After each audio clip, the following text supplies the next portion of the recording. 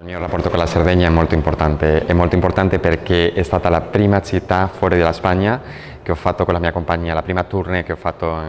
con questa compagnia, quindi è veramente un rapporto molto speciale. E dopo assolutamente è una isola che adoro perché c'è una bellezza pazzesca, ci sono dei paraggi bellissimi e ci sono dei amici che tengo tantissimo, quindi tornare a Sassari, tornare a Sardegna per me è veramente qualcosa di speciale. Siamo vicinissimi a Alghero, no? Una città dove si parla catalano, quindi mi pare che la Sardegna e anche la Spagna sono molto collegati per diverse cose, non solo per il linguaggio, sino anche per la tradizione, per la cultura, per la natura, che è così molto similare, siamo mediterranei. Quindi questo spettacolo è molto emozionante per me e spero di creare le emozioni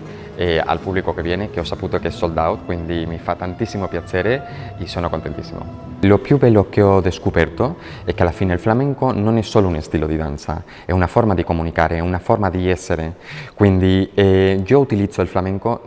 per comunicare, per creare delle emozioni al pubblico, però queste emozioni possono essere anche dentro della danza classica, perché alla fine il flamenco parla delle emozioni, parla della soledad, parla della tristezza, parla anche dell'allegria, quindi perché no dentro della danza classica si possono mettere queste emozioni? Quindi capire questo mi ha fatto fundire i diversi stili come la danza classica, la danza contemporanea, il flamenco e mi ha fatto crescere come artista. Voglio salutare a tutte le persone che sono venute a vedere lo spettacolo, a Sassari assolutamente che è una città che tengo tantissimo, al comune di Sassari che ha fatto un bel lavoro anche con Dance 20 che hanno lavorato tantissimo per portarmi qua e a mia amica Livia assolutamente che abbiamo lavorato tantissimo insieme e ringrazio a tutti. Grazie per essere qua.